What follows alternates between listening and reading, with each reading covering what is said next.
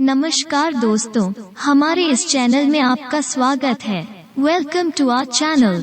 कृपया हमारे चैनल को सब्सक्राइब करें एवं वीडियो को लाइक और शेयर करें। अगर पसंद आए तो वीडियो पर कमेंट भी करें। Please subscribe to our channel and like and share the videos. If you like, then also comment on the video. आप सुन रहे हैं स्टार सिंगर सचिन सांवरिया को।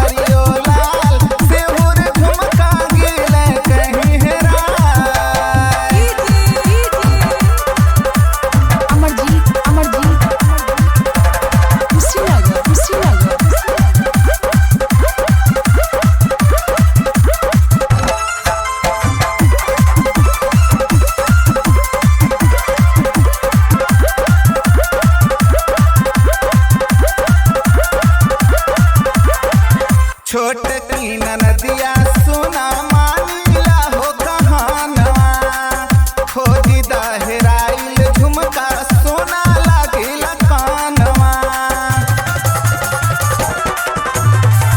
छोटे की नदिया सुना मानीला हो कहानवा, खोजी दहराइल झुमका सोना लागिल कानवा। मान जोग दुल्हा खोज के मान जोग दुल्हा खोज के कर देब तोहर लगनवाया हो सांवरियो लाल।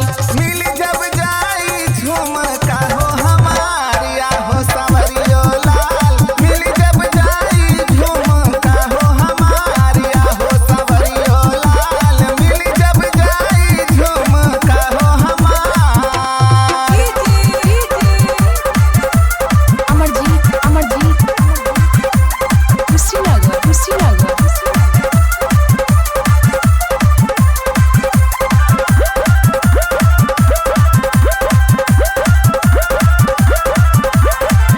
बड़ा